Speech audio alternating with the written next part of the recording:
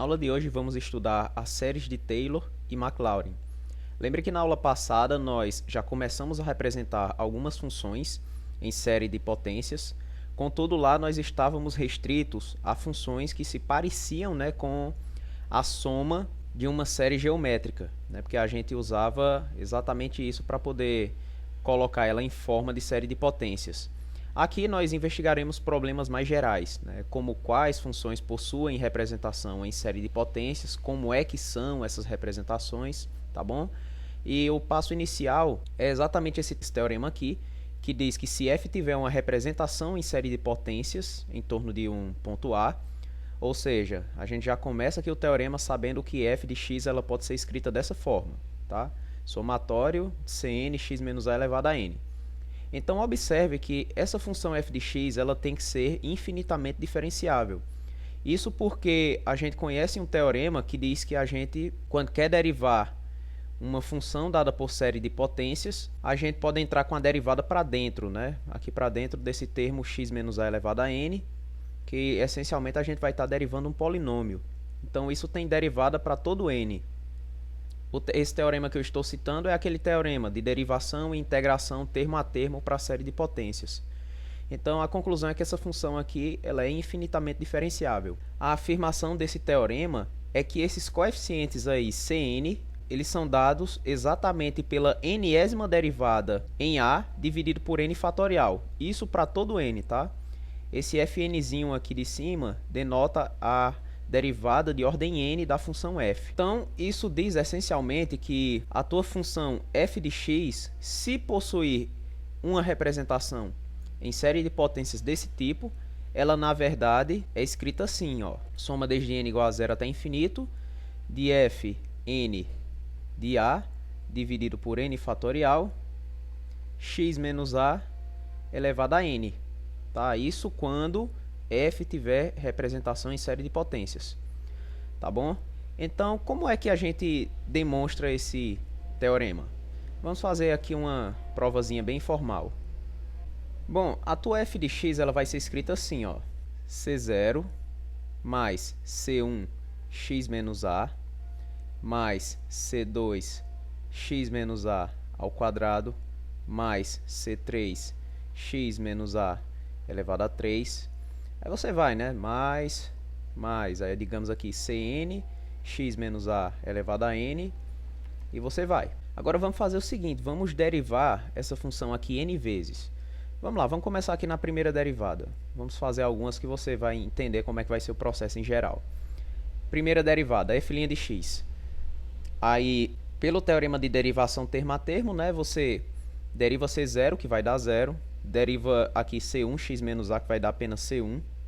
Aí deriva esse termo aqui, c2x menos a ao quadrado, que isso vai dar 2c2 x menos a.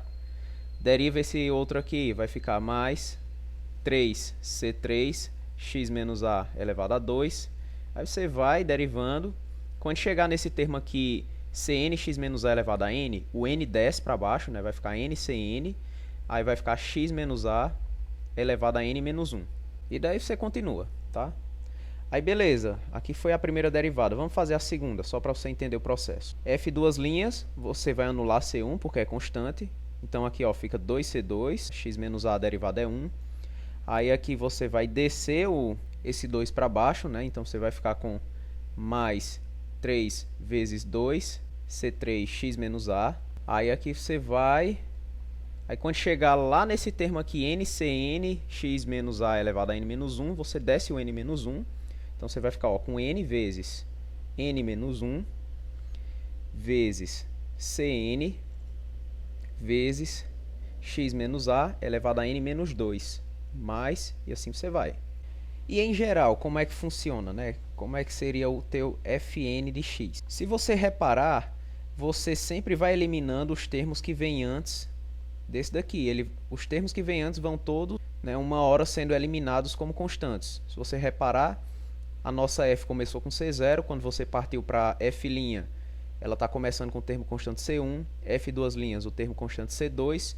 Então você vai observando que o que está antes desse termo, eles vão sendo eliminados, conforme você vai fazendo derivações.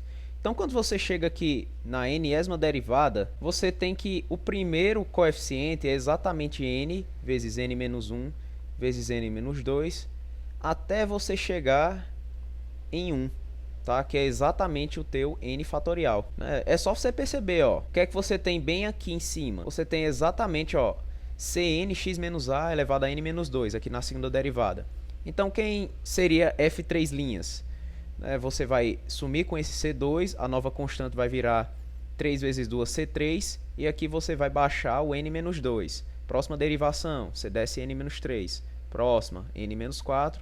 E assim você vai construindo o fatorial aqui na frente desse Cn, tá? Então ficou, ó, n fatorial e aqui Cn. E aqui continua, viu, pessoal? Ainda tem termo da série, tá? Porque, ó, a soma aqui continua. O que virou constante quando você chegou na n-ésima derivada, de fato, foi Cn vezes n fatorial, mas aqui ainda tem termos, tá? O que vem depois desse termo que está bem aqui seria esse elemento aqui, ó. Deixa eu escrever ele aqui para você. Seria n mais 1, n, aí vai aqui até 2, aí bem aqui seria x menos a. Aí a soma continua ainda infinitamente. Mas aí o que é que importa? Importa que quando você substituir aqui o x por a, bem aqui, troca isso aqui por a. Então, desse termo aqui, né, que é a partir do termo constante para frente, você tem sempre essa expressão aqui x menos a. Tá? Por exemplo, nesse daqui é x menos a. No próximo é x menos a ao quadrado e assim vai. Então, quando você faz a substituição, a série, a partir desse termo aqui, ela vai toda ser zero. Então, a conclusão é que a gente tem essa igualdade aqui, ó, fn de a, isso é igual a n fatorial cn.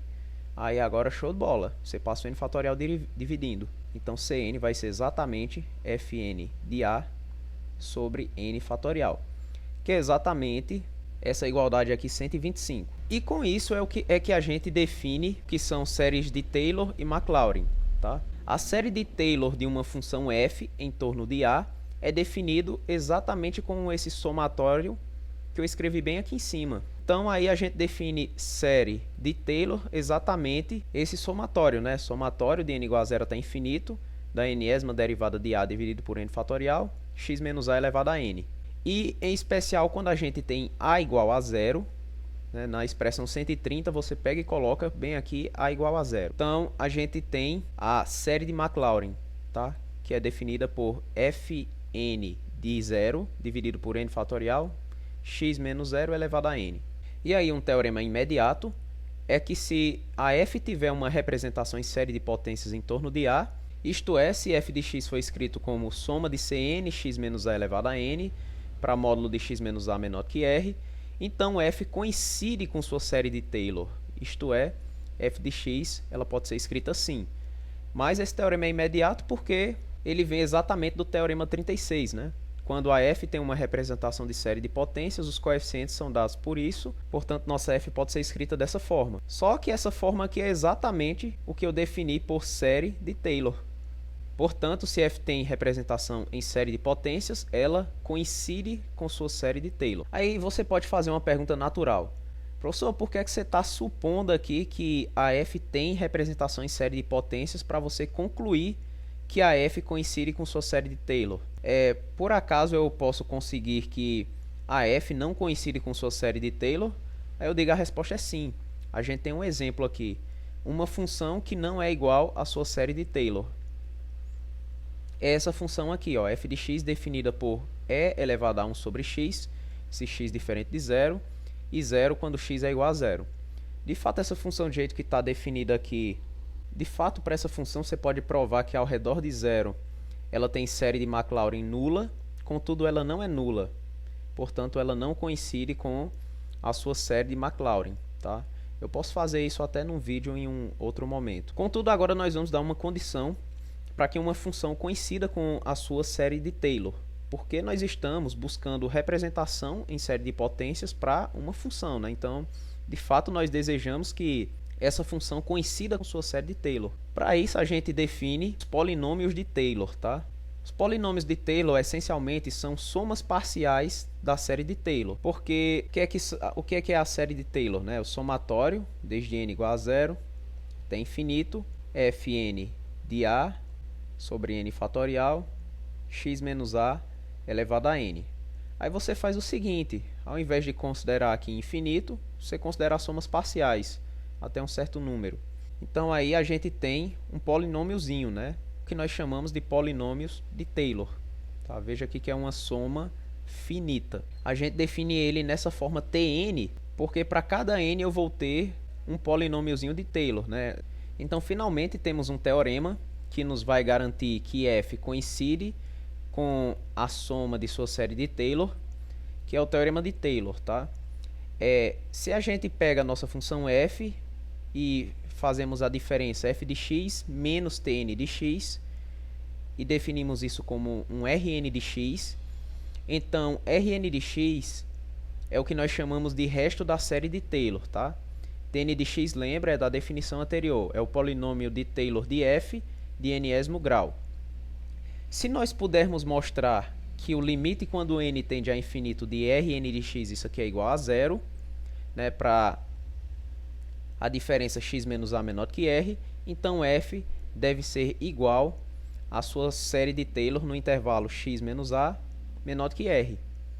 Então veja que finalmente chegamos a uma condição que nos vai garantir que a função coincida com a sua série de Taylor, que é exatamente mostrar que o limite do resto da série de Taylor vai para zero. E aí a gente pode fazer uma demonstraçãozinha informal, tá? É só observar que a hipótese 133, que diz que o limite do resto, né, da série de Taylor é zero, como Rn de x é definido como a diferença f de x menos tn de x, isso implica que f de x é exatamente o limite dos polinômios de Taylor, né? Limite de tn de x quando n tende a infinito. Só que f é função, né? Então, para cada x pertencente aos reais, né, f de x é um número real. Isso implica que, como nós temos aqui desse lado um limite das somas parciais da série de Taylor, isso aqui são somas parciais, né? Lembra que nosso polinômio de Taylor de n-ésimo grau, né, para cada n, isso está dando as somas parciais da série de Taylor. Isso implica que a série de Taylor é convergente, e isso aqui é exatamente a mesma coisa que o limite quando n tende a infinito. Aí você pode escrever assim, né, a forma de soma, desde igual a zero até n de fi de a dividido por i fatorial, x menos a elevado a i. Aí essencialmente você coloca o infinito aqui no lugar do n, né? Então fica somatório desde igual a zero até infinito, fi de a dividido por i fatorial, x menos a elevado a i. Tá? Isso porque a gente tem a convergência da série de Taylor, né? Portanto, ela é limite dessas somas parciais, que é exatamente o f de x. Então, nós temos também um teorema de Taylor, né, que dá uma desigualdade para o resto da série de Taylor Rn de x, que diz essencialmente que se a gente tem a derivada limitada num intervalo, tá? Aqui a gente considera x menos a menor ou igual que d, ou seja, derivada limitada aqui nesse intervalozinho, então o resto da série de Taylor vai satisfazer essa desigualdade aqui. O módulo de Rn de x vai ser menor ou igual do que m dividido por n mais 1 fatorial, vezes a diferença x menos a elevado a n mais 1. Aí a demonstração eu deixo para você como exercício. Aí agora vamos fazer exemplos, né? Já representando funções como série de potências. Vamos começar com a exponencial. Tá? Vamos encontrar a série de Maclaurin para exponencial, o raio de convergência, e vamos de fato verificar que a exponencial é igual à sua série de Maclaurin. Porque, a princípio, se você encontrar apenas a série de Maclaurin, né, você só vai ter feito aqui esse item 131. Mas você só consegue garantir que essa série de fato coincide com sua f se você verificar aqui que o limite do resto da série de Maclaurin que vai para zero. Tá? Você tem que verificar essa fórmula aqui 133. Aí você consegue sim garantir que a tua f coincide com a série de Maclaurin. Então vamos lá. Nesse caso é bem simples, porque se você reparar, as dificuldades para se achar a série de Taylor, né, série de Maclaurin, geralmente são as derivadas, né, porque você vai ter que conhecer qual é as expressões das derivadas para cada n. Mas aqui a exponencial, a gente sabe que a derivada fn de x é sempre a própria exponencial. A derivada da exponencial é sempre ela mesma. Em especial, como a gente quer a série de Maclaurin, a gente quer saber quanto é fn de x no zero. Mas isso aqui é exponencial de zero, que é igual a 1, e isso para todo n natural. Aí beleza, agora a gente consegue escrever a série de Maclaurin.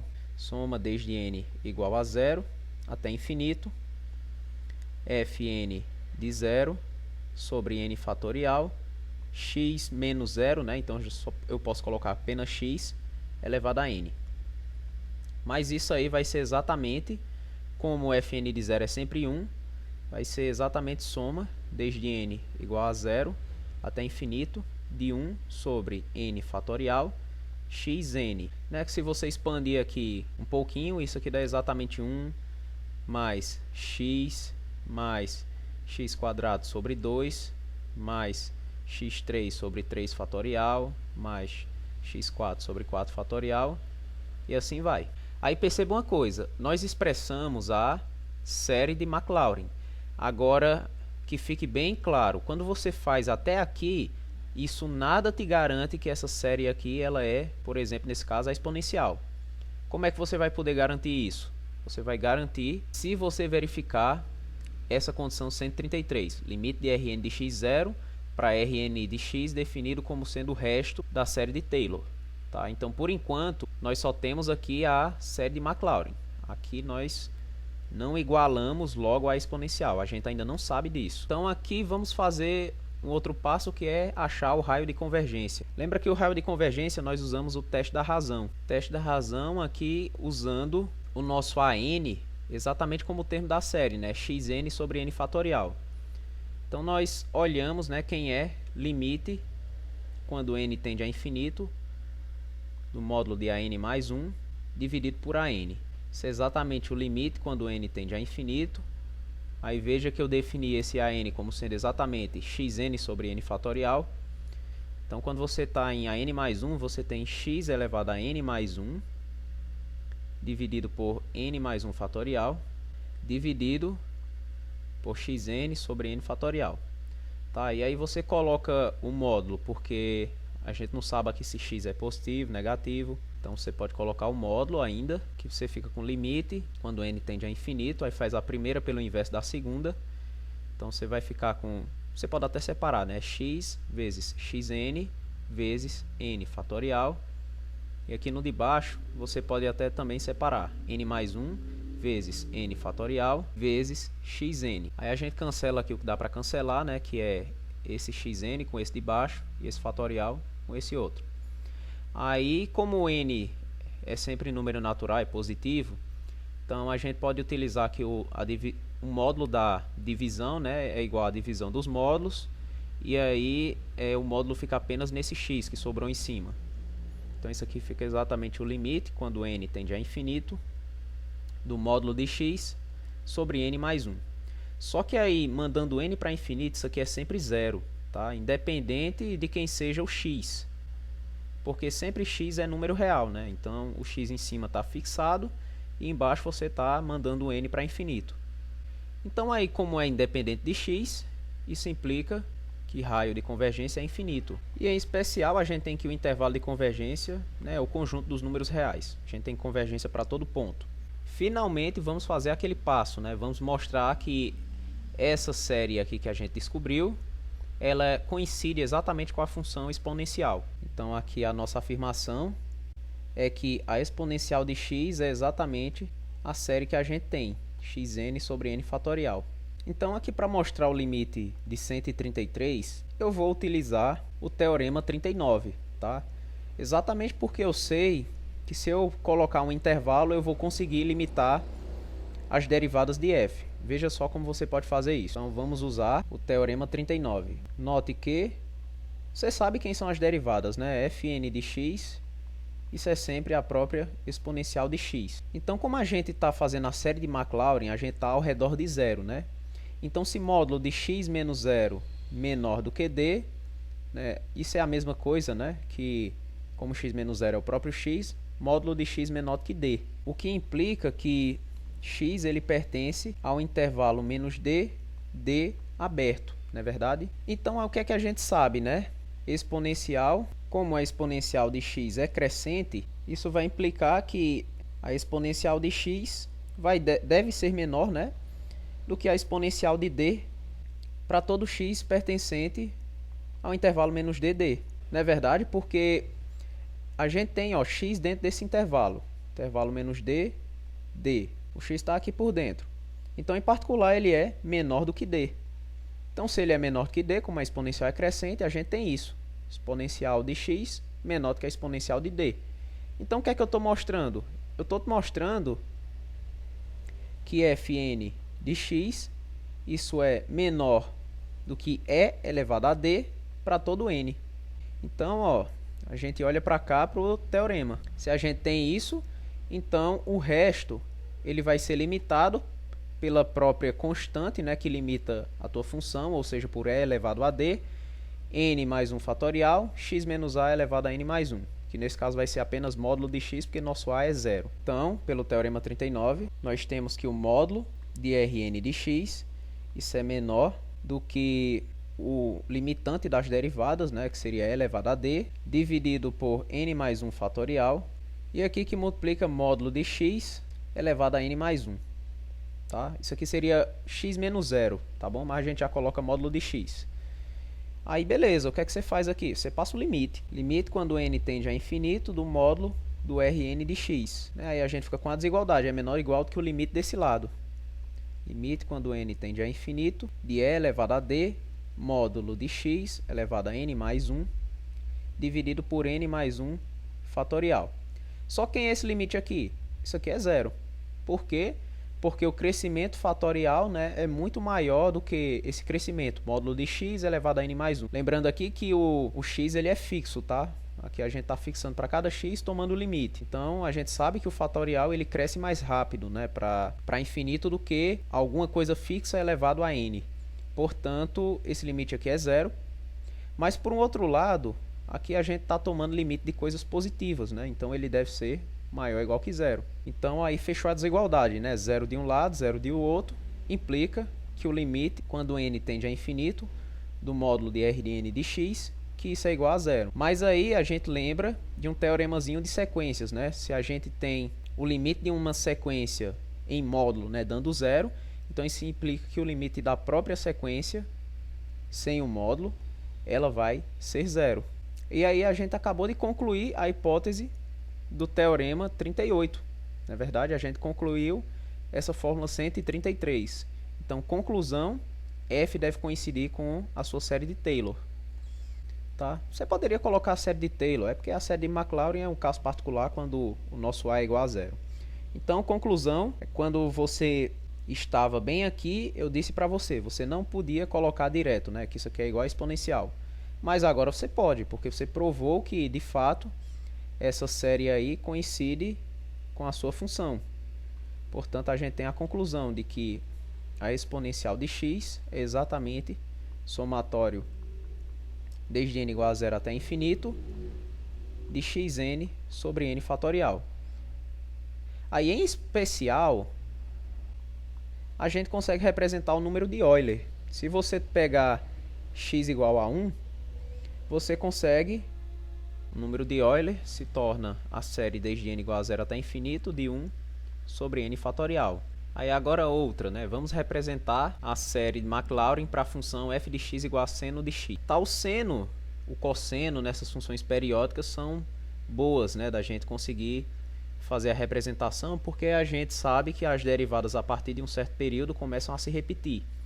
Né? Por exemplo, aqui para o seno a gente tem f de x, seno de x. Aí a primeira derivada, f' de x, derivada do seno, cosseno de x. Segunda derivada, f duas linhas de x, derivada do cosseno, menos seno de x. F três linhas, derivada de menos seno, isso é menos cosseno de x. Aí f quatro linhas, derivada de menos cosseno de x, né, dá menos seno de x. Menos com menos mais e você volta para o seno de x. Ou seja, a cada 4 derivações, nós voltamos para o seno de x. Então, ó, como a gente está pedindo a série de Maclaurin, a gente vai olhar quando x é igual a zero. Então, nós temos ó, que f de zero, seno de zero é zero, né? F' em zero é mesmo que fazer cosseno de zero, que é igual a 1. Aí, f duas linhas em zero, aí você vai fazer menos seno em zero, que é zero. F três linhas em zero vai ser menos o cosseno em zero, ou seja, é menos 1. E F4 linhas em zero também é zero. Aí, ó, você faz o seguinte, você percebe que quando a ordem da derivada é par, veja só, segunda derivada, quarta derivada, derivada de ordem zero, né, que é a própria função, você tem zero. Então, em geral, quando você tiver f de 2n, ou seja, quando a gente estiver olhando as derivadas de ordem par, zero, elas sempre zeram. E as derivadas de ordem ímpar, você vê que ela oscila. Ó. A primeira derivada deu 1. A terceira derivada deu menos 1. Aí, se você prosseguisse, o que é que ia acontecer? A quinta derivada ia dar 1, a sétima derivada ia dar menos 1, e assim vai. Então, em geral, quando você está nas ordens ímpares das derivadas, ou seja, quando você está em 2n mais 1, em zero, isso aqui é exatamente menos 1 elevado a n, tá? É só você observar, vai substituindo. Primeira derivada, né? Você trocou aqui n por zero. Então, você vai ficar com f1, né? A primeira derivada em zero é igual a 1. Aí, quando você coloca n igual a 1, você vai ter a terceira derivada igual a menos 1. Aí, você coloca n igual a 2, você vai ter a quinta derivada em zero, que vai ser 1. Aí você bota n igual a 3, você vai ter a sétima derivada em zero, que vai ser exatamente menos 1. Você pode ir fazendo essa verificação para números pequenos, tá? Então, de fato, as derivadas são dessa forma aqui, sempre quando você está no ponto x igual a zero. Então, conclusão, né? Como é que a gente escreve a série de Maclaurin? A série de Maclaurin vai ser soma desde n igual a zero até infinito de f n de zero dividido por n fatorial xn. Só que aí, ó, vamos expandir um pouquinho só para você perceber. Isso aqui vai ser o quê? Vai ser a derivada de ordem zero, que é a própria função f de zero, mais f' de zero x, mais f duas linhas de zero sobre 2 fatorial, que eu posso colocar só 2, né? X ao quadrado, mais f três linhas de zero x3 sobre 3 fatorial, mais f quatro linhas em zero x elevado a 4 sobre 4 fatorial, e assim vai, né? Então, o que é que vai acontecer? F de zero, isso aqui, ó, vai ser zero. F2 de zero vai ser zero. F4 de zero vai ser zero. Aí, todos os pares, né, vão dando tudo zero. F6, F8, F10 e assim vai. Aí, nos ímpares, né, nas derivadas de ordem ímpar, aí aqui você vai tendo as mudanças, né? A primeira derivada vai ser 1. Aí, a terceira vai ser menos 1. Aí a próxima, que fosse a quinta, né, seria 1. A sétima, menos 1. Então, no fim das contas, essa série aqui ela só importa quando você está nos números ímpares. Então, você pode reescrevê-la dessa forma aqui, ó, somatório desde n igual a zero até infinito. Aí, só importa os ímpares, né? Então, você pode colocar assim, f2n mais 1, tá? No zero, dividido por 2n mais 1 fatorial. Não é isso? Porque os denominadores que ficam embaixo são só dos ímpares, né? Se você reparar, veja aqui, ó, na terceira ficou 3. Na próxima, que vai ser a quinta, né, vai ficar 5 fatorial e assim vai. Isso aqui vai multiplicar x elevado a 2n mais 1. Isso também porque você só vai ficar, né, com esse termo de potência ímpar, x3, né, aqui, ó, x no próximo, x5. Esses aqui que tem potências pares, né, eles somem todos, porque é tudo zero. Mas aí, f2n mais 1 em zero, a gente tem a forma dele, ó, exatamente menos 1 elevado a n. Portanto, a gente tem que isso aqui se torna somatório desde n igual a zero até infinito de menos 1 elevado a n x elevado a 2n mais 1 dividido por 2n mais 1 fatorial. Aí o que é que nós queremos mostrar? Nós queremos mostrar, né, que isso aqui é igual ao seno de x. Mas, novamente, não coloque a igualdade ainda. Você tem que verificar se é verdade. Então, por enquanto, a gente não faz isso. Aí o que é que vamos fazer em seguida? Eu pedi aqui também o raio de convergência. Então, vamos olhar quem é o raio de convergência. Aí, para olhar o raio de convergência, a gente considera a n como sendo esse termo aqui de dentro da série. E vamos fazer conta, né? Vamos fazer via teste da razão. Limite, quando n tende a infinito, do módulo de an mais 1 sobre an. Isso é o limite, quando n tende a infinito. Aí vamos olhar quem é nosso termo. É menos 1 elevado a n, x 2n mais 1 dividido por 2n mais 1 fatorial. Elevado a n mais 1. Aí aqui x elevado a 2n mais 3. Eu estou colocando 2n mais 3 porque, como ali em cima a potência é 2n mais 1, só que você trocou o n por n mais 1. Então aqui entrou um colchete e ficou assim. Então, ó, passou multiplicando 2n mais 3. Aí aqui embaixo, a mesma coisa, 2n mais 3 fatorial. E aqui você divide pelo próprio an, que seria menos 1 elevado a n, x elevado a 2n mais 1, dividido por 2n mais 1 fatorial. Aí agora, como tem um módulo aqui, você pode eliminar esses termos menos 1 elevado a n, você pode passar o módulo só para o x, e você pode fazer simplificações. Então aqui você fica com o limite quando n tende a infinito. Aí aqui em cima você pode simplificar, né? Você pode colocar, ó, x elevado a 2n mais 1, módulo de x elevado a 2. Aí você vai passar o 2n mais 1 que está aqui embaixo lá para cima. Então aqui, ó, vai ficar 2n mais 1 fatorial. Aí aqui embaixo vai ficar módulo de x elevado a 2n mais 1, que é desse daqui. E 2n mais 3 fatorial você pode quebrar, né, como sendo 2n mais 3, 2n mais 2. Aí aqui você ficou com 2n mais 1 fatorial. Aí você faz o cancelamento do que dá, né? Você pode cancelar esse com esse e você pode cancelar esse com esse. Em resumo, você vai ficar com o limite quando n tende a infinito do módulo de x elevado a 2 dividido por 2n mais 3, 2n mais 2. Mas aí mandando n para infinito, isso aí vai dar zero, porque x² aqui em cima é constante. Né? Isso aqui para todo x, tá? Dependente de quem for o x. Conclusão, raio de convergência deve ser infinito, tá? Porque aqui é para todo x real, né? E o intervalo de convergência em particular é o conjunto dos números reais, tá bom? Aí agora vamos verificar que realmente nós temos a igualdade, né, entre a série de Maclaurin que a gente apresentou bem aqui no final com o seno.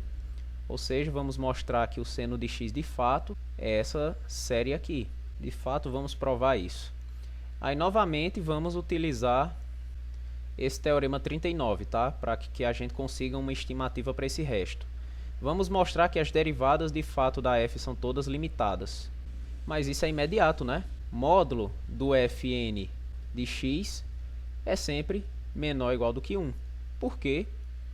É só olhar para cá, ó.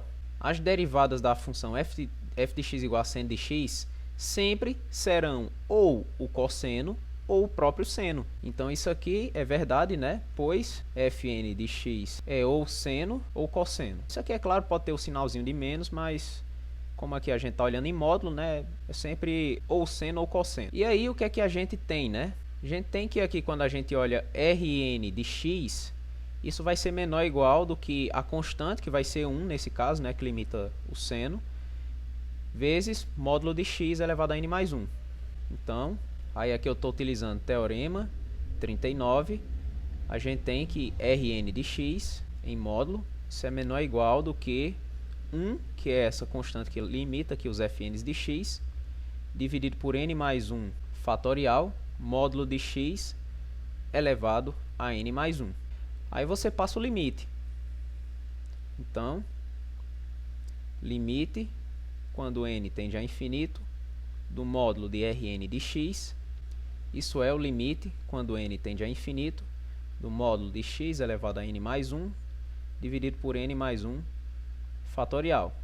Mas, novamente, desse lado dá zero, porque o x aqui está parado, né, para cada x. E a gente sabe que o crescimento fatorial é maior do que esse crescimento, né, constante elevado a n. Então, por um lado é zero, por o outro, maior ou igual que zero, porque é limite de termos positivos, né? Então, a conclusão é que o limite, quando n tende a infinito, do módulo de Rn de x, isso aqui é igual a zero. Mas, se o limite do módulo dá zero, então o limite sem o módulo também é zero. Isso implica que, pelo teorema 38, né, já que a gente mostrou que o limite aqui do resto da série de Taylor deu zero, então isso implica pelo teorema 38 que a gente quer, né? Que o seno de x, de fato, ele coincide com a sua série, que nesse caso aqui, como é ao redor de zero, né, a série de Maclaurin, nos 1 elevado a n, x elevado a 2n mais 1, dividido por 2n mais 1, fatorial. Aí veja que com isso, a gente consegue imediatamente qual é a série do cosseno. Como é que a gente consegue? Lembra que eu disse para você que você pode fazer derivação termo a termo? Então vamos lá, ó. Quem é o cosseno de x? Isso é exatamente a derivada do seno de x, não é verdade? Só que aí você pode fazer derivação termo a termo. Isso é a mesma coisa que você pegar a série do seno, que a gente conseguiu bem aqui, e fazer as derivadas, né? Então fica assim, ó. O termo constante pode sair, né? E você só deriva esse termo aqui, x elevado a 2n mais 1. Então aí, ó, você vai ficar com o somatório desde n igual a 0 até infinito, menos 1 elevado a n, 2n mais 1, vezes 2n fatorial, tá certo? Eu só estou separando aqui embaixo, o resultado da derivada sai aqui em cima, né? Porque como você vai descer esse 2n mais 1, eu vou querer cancelar com esse que está aqui no denominador. Então vai ficar assim, ó, 2n mais 1, x elevado a 2n. Aí beleza, você pega e cancela, tá certo? Tá vendo porque eu fiz a separação aqui do fatorial? Porque eu sei que vou poder cancelar esse com esse. Portanto, a série de potências do cosseno é exatamente somatório desde n igual a 0 até infinito, de menos 1 elevado a n, x elevado a 2n sobre 2n fatorial. Aí vê que legal, né, aquele resultado da derivação termo a termo, você pode usá-lo, né, para derivar outras séries de potências a partir das que você já conhece. Então aqui a gente conseguiu a do cosseno e lembra que o teorema ainda te diz o seguinte: o raio de convergência da derivada é o mesmo da anterior. Portanto, aqui para o cosseno, a gente tem que o raio de convergência é o mesmo que o da função, né? Ou seja, é infinito também, né? Porque a gente tem que o raio de convergência para a série do seno é infinito. Aí agora eu vou introduzir para vocês duas funções hiperbólicas, tá? Que são seno e cosseno hiperbólicos. Eles são definidos dessa forma: o cosseno hiperbólico de x é a exponencial de x mais a exponencial de menos x dividido por 2. E o seno hiperbólico é a diferença, né? A exponencial de x menos a exponencial de menos x sobre 2. A gente sabe, né, a gente conhece a série de potências da função exponencial, né? Isso é o somatório de xn sobre n fatorial. E em especial, se a gente troca x por menos x, a gente sabe que a série da exponencial de menos x é menos xn dividido por n fatorial, só que a gente tira esse menos aqui, né? Então fica menos 1 elevado a n, xn sobre n fatorial. Portanto, a gente consegue, com combinação, né, de soma, escrever as séries do seno e cosseno hiperbólicos, tá? Basta combinar as expressões. De fato, ó, você tem o seguinte. Vamos começar aqui com o cosseno hiperbólico, tá? O cosseno hiperbólico de x, isso deve ser somatório, né, de n igual a 0 até infinito de xn sobre n fatorial, mais somatório de n igual a 0 até infinito de menos 1 elevado a n xn sobre n fatorial sobre 2. Eu só estou trocando, tá, a exponencial por o somatório, a exponencial de menos x pelo outro somatório e dividindo por 2. Só uma substituiçãozinha. Aí o que é que a gente observa? Ó? Veja que essencialmente eu tenho o mesmo termo, né, xn e n fatorial nas duas, só que se a gente, toda vez que a gente tiver aqui os números ímpares, né, imagine aí 1, 3, 5, 7, então aí você, nesse lado aqui da expressão, você vai ter menos aí xn sobre n fatorial. Isso aqui para todo n ímpar. Então você observa que toda vez que você tiver n ímpar, você vai conseguir cancelar o termo dessa série com o termo dessa série. Então todos os termos ímpares eles vão sumir. E quanto aos pares? Quanto aos pares, né, imagina x ao quadrado dividido por 2 fatorial, x elevado a 4 sobre 4 fatorial. Quando o n for par, esse menos 1 aqui elevado a n, né, isso vai ser menos 1 elevado a um número par, que vai ser sempre 1. Então, você vai pegar, ó, vai ter o termo aqui, e aqui do outro lado você vai ter o mesmo termo, com sinal positivo. Então, você vai somar duas vezes ele, né, toda vez que você tiver o n par.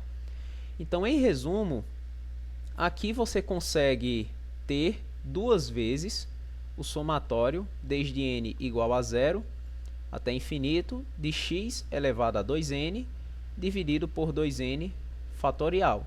E isso, ó, ainda tem a divisão aqui por 2. Então aí, ó, a nossa série do cosseno hiperbólico ele é exatamente a soma desde n igual a 0 até infinito de x elevado a 2n sobre 2n fatorial.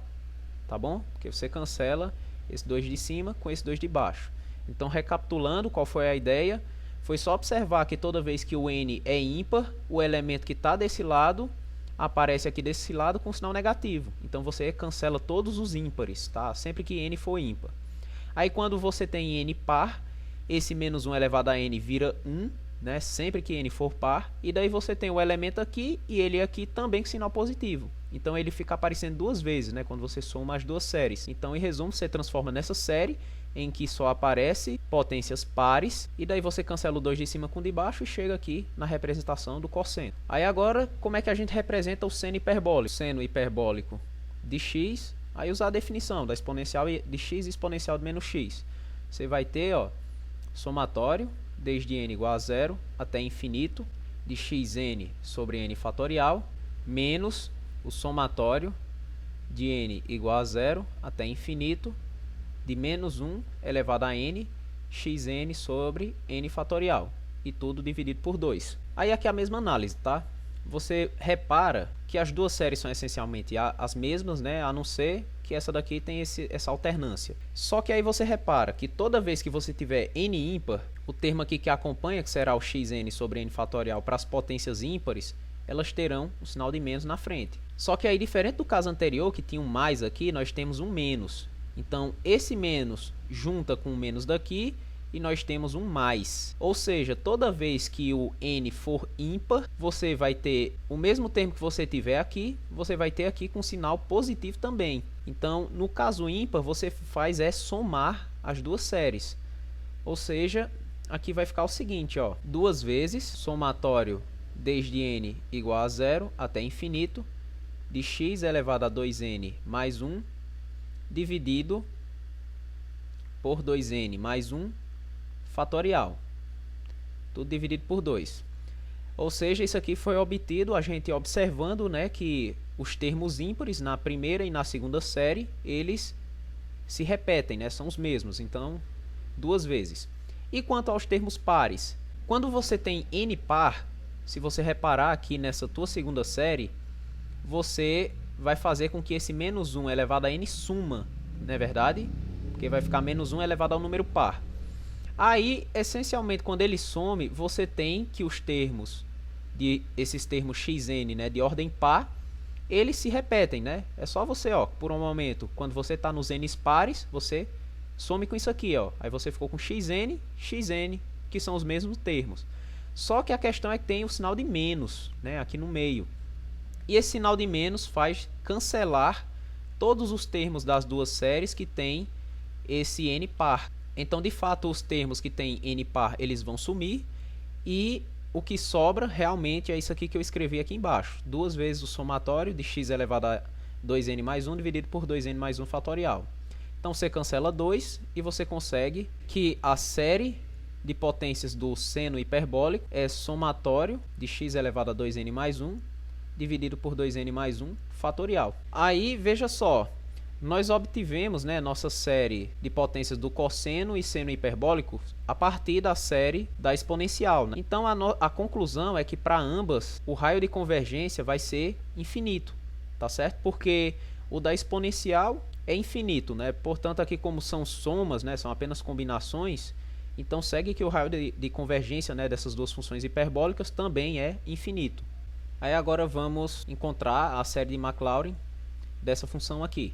Você pode fazer ou por indução, ou você vai fazendo de uma em uma, e mostrar que, em geral, a derivada, né, de ordem n dessa função, ela vai ser dada por k vezes k menos 1, k menos 2. Você vai derivando aqui até chegar em k menos n menos 1, vezes 1 mais x elevado a k menos n. Tá, é só você observar, ó, você faz a primeira derivada, você desce o k, aí em cima fica k menos 1. Aí você faz outra derivada, aí desce k menos 1, fica em cima k menos 2. Né? Ou seja, segunda derivada, você tem expoente aqui k menos 2, ou seja, k menos n, né? E aqui você tem descido k vezes k menos 1 vezes k menos 2. Então, em geral, né, você tem essa forma aqui. Então, quando você escreve a série de Maclaurin, você fica com o seguinte, ó, soma de n igual a 0 até infinito, de fn de 0 sobre n fatorial, x elevado a n. Que isso é a mesma coisa, né, usando a expressão da derivada que está aqui em cima, de soma desde n igual a 0 até infinito. Quando você substitui x igual a 0, bem aqui você fica com 1 elevado a k menos n, que é o próprio 1. Então, o coeficiente de fato é k menos 1, até chegar aí nesse k menos n menos 1. Isso vezes xn e dividido por n fatorial. Então, aí eu deixo como exercício para você mostrar exatamente aqui a igualdade. Mostrar que teu f de x ele coincide com essa série aqui. Então, isso aqui fica como um exercício. Aí, no caso, para concluir o exercício, né, fazer essa parte, você faz o mesmo esquema. Você usa o teorema 38 para ter uma limitação para o teu resto da série de Taylor, né? Você usa aqui a forma da derivada. Você olha aqui para como aqui o k está fixado, né, e o n é quem está crescendo. Uma hora esse n passa do k, né? Aí essa função ela se torna negativa, né? Em particular, você pode limitá-la por cima, né? E daí você usa o teorema para concluir, né, que o limite do resto ele dá 0, e daí conclui pelo teorema 38, né, a igualdade aqui de f com essa série. Pronto, e com isso a gente encerra a aula de hoje.